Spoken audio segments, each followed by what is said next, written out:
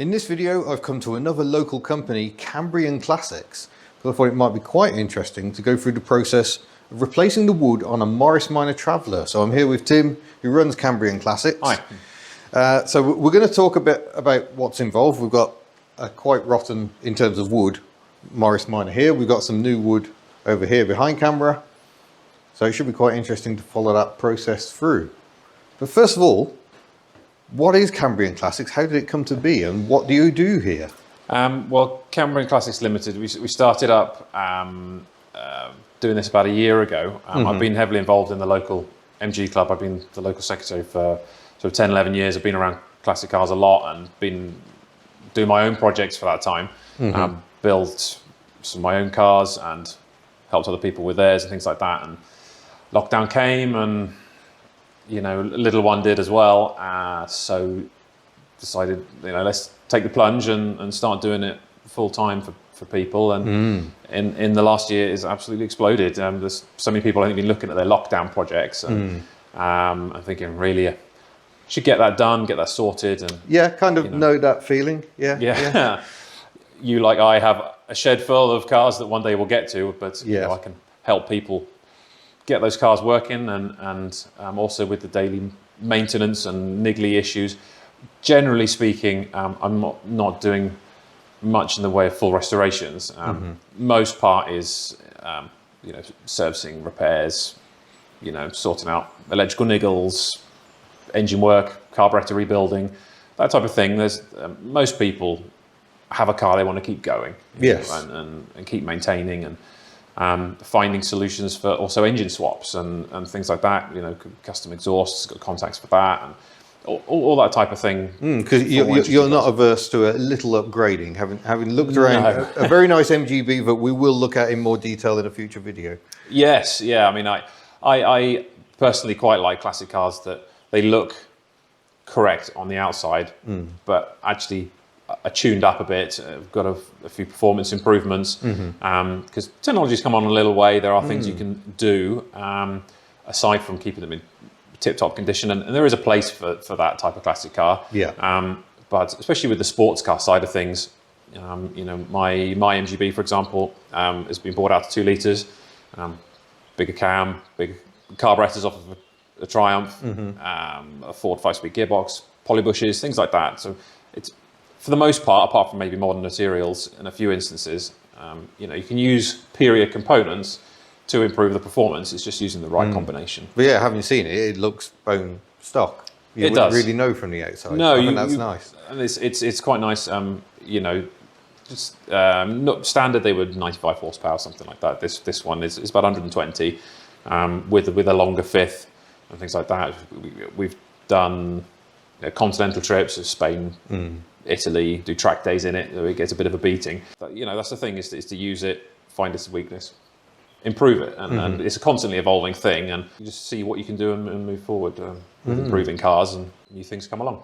Excellent. Right, well, just before we jump onto the Minor, shall we have a bit of a chat about the little frog eye here? Because it's just such an adorable little thing. I'll move my bag, ever the professional, out of the way. Yeah, move the debris out of the way. Yeah, the rotten wood. The rotten wood to the Traveller, which we'll talk about in a minute. Yeah, this is a 1958 Frog Eye Sprite. It's come from America. I bought it from a gentleman that imported it. Yeah, it probably explains the rather funky non-standard colour. Yes, yeah. Very American. Yeah, I've seen quite a few imported Frog Eyes in this sort of metallic maroon, and I'm not quite exactly sure if there was a purpose to it, but there seems to be a few.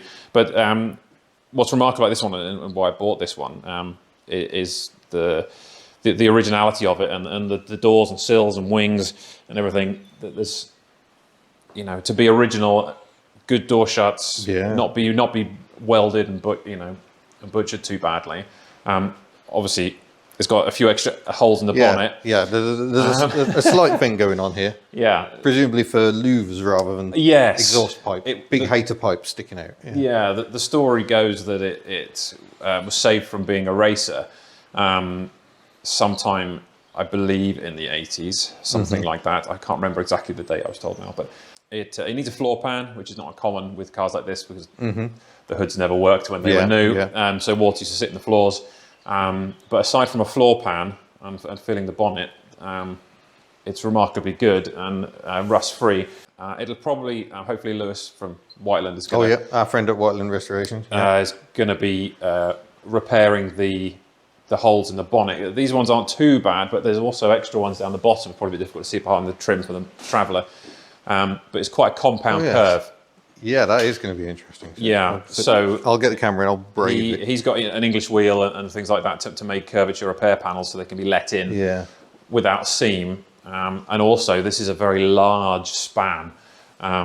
It's one thing welding small compact box sections and things like that, but there's no support behind this bonnet at all. It's one large span pressing, and these bonnets are extremely rare and expensive. So it needs to be done once right. And with an English wheel, you can get the curvature just right and it can be let in so that there'll be no seam in the course of it. Excellent. Well, hopefully we can see the progress on that. Hopefully, yes, at some point. This is one of those ones that people ask me every now and again, how's Frogger going? Other people, this sort of stuff ends up cutting in front of it. Well, I mean, the day-to-day stuff has to sort of be there, doesn't it? Yeah, it does, yeah. And we should probably jump onto that now and explain why it's here and show you some of the damage. So getting onto this Morris Minor Traveller, the Traveller was introduced in 1953 and followed the old woody format of an ash, is it ash? Yeah, wood? An ash frame. Frame, aluminium panels to create a station wagon. Even by the time this came out in 1953, that was a slightly old-fashioned way of doing things, but these remained in production until 1971 somehow. But every now and then, you're going to have to replace the wood. So should we take a look at why that is? Yeah, this is a good example for that one. I can already see that it's not in the finest fettle. No, this is where the reflector was screwed, and well, you can stick your finger all the way down. Gosh, that is so soft. Yeah. Yeah, I mean, water sat in there, and it's got wet rot, essentially. The window channeling down the side acts as a bit of a water trap. Yeah, we can see straight through that. Yeah, it's really gone bad, and as a result, water's been getting into the floor. Thankfully, it's not rusted the floor pan out. It was restored. This vehicle was restored in the late 80s, I believe, and had an ash frame at that point. So this is frame number yeah, I wonder if they're still about to go on. What is it? Roadster's Red Roof. So down in Cornwall, presumably. Yeah, it was pre the extra one on the phone number, so it's quite a while ago. We got the piece of wood that came off the inside. Yeah, there. that's the capping for the waist rail that runs along the inside. Doesn't look too bad on the outside, but you can see bits of it falling onto the floor, and you can just feel how damp it is. Yeah. And all these screws holding it in. So well, they weren't holding it. There's probably, I think, only about one of them was actually biting into anything, and it fell off essentially. Gosh. So how many screws are there here? I dread to think. Yeah, I'm not expecting a an lot. exact number. I mean, it's all basically screwed together. Yeah. The aluminium roof cap is essentially nailed down into the frame, and then you've got large set screws, I suppose, with the Phillips head on them to secure it to the B pillar. Yeah. And then... Oh, and all the way down here as well. All the way down, yeah. Then all along the top of the inner arch that runs up along here, screws into the wooden frame that goes over the wheel arch. So once all those are taken out, and the ones are up the pillar and across the cab arch, you can take it all off in one, if you were so inclined, or you can strip it in place. I'll probably strip it in place because I'm a one-man band. Yeah. Doing it piece by piece. I was just about your superhuman strength just holding it off. Well, it's probably quite light because there's not a lot of ash left, but then the trick is then putting it back together again square. Because one of the issues from a preservation point of view must be that you can varnish out here all you like, but getting exactly inside where the damage is being done must be much more difficult. Yeah, exactly. There are things you can do to slow that down, and good preparation of the frame. The owner bought the frame kit and has spent quite a few weeks, I think, going through all the steps of the process of applying preserver and varnish and things like that to seal the wood as well. And the replacement kits are. Oh gosh. They have that feels like it's got some wood in it. Yes, yeah, exactly. There's subtle modifications that the builders do for helping drainage in a few places to help a few of the common spots that they go. Yes, that's been a lot of work already. So Yes, unfortunately, some of the trim has caught it with the so I damp. see. These rear trim panels that go inside the boot have sucked up a lot of Is that moisture. over the wheel arch. Yes, that's the forward piece, and that's the side with it's got the really rotten waist rail there. We'll have to see how much preservation we can do on these pieces because you know they are the original ones. There's the chalk marking from the factory on the inside of that one. Oh gosh, yeah. With these flat ones, we can make repair boards for them, use them as a template with new hardboard, and re-adhere the original vinyl. Yeah, So well, that's in the hopefully that'll clean customer's up. court whether he wants Yeah. to try and reuse to keep the patina the same for it and keep the originality there. And we can clean up the material. I mean, obviously it is slightly faded and there's only so much you can do there. But with new boards and cleaning these up and re-gluing them, you can make them live again. So it's one of those things of how much do you want to preserve, how much do you want to replace. Yeah, always you know. difficult. Yeah. So things are available for Morris Minors, thankfully. So it's not too bad from that point of view. But certainly if you're looking to buy a Morris Minor Traveller, this definitely shows you why you need to check that wood very carefully indeed, because Yeah. this is not going to be a cheap project, but it is something travellers need every now and then, a fresh wood. Yeah, well, this is this vehicle's second set, so Yeah, you don't want to be the person who buys just before it needs it. no, exactly. And when water sits in there, especially you know if the floor pan is original, hasn't had a good coat of restoration paint inside, Yeah. that that floor pan repairs, and we haven't got to the what are we going to find underneath when we take the paneling off, because it sits the top structure under the bottom of the frame, and it is a bit of a water trap. So Yeah. we might find as we take the panels off that we are going to have to do floor pan repair and also some Okay. edge repair. So what's the next job? The next job from this point is probably to remove the roof. The guttering is essentially an aluminium strip that's tacked on, Okay. Oh yeah. and you basically peel it off. The gutter gets destroyed when you do it, so you have to get a replacement that comes as an open C channel. And once it's nailed in, then you go around and you hammer it all Wow. back into position, which can be quite tricky. They were so labour intensive to build, weren't they? Yes, it's not just bolting it down; it's held down with a lot of nails, basically. But there's certain preparatory things you've got to try and do to preserve, because this roof is aluminium, Yeah. So and therefore soft. So yeah. trying to get it started, and you can't just lever it off, and because you can put dents in the roof, and it's aluminium, so it's very difficult to beat it back out because you stretch it.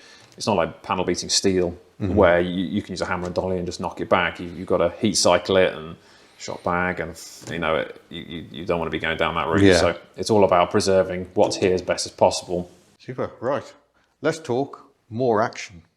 Okay, so we'll have a go getting the drip rail off. You have to sacrifice it when changing the woodwork, because it's very thin aluminium. Okay. So this piece is a separate piece. It's all separate to the roof cap, and it's like a channel that's folded over once all the tacks are in place.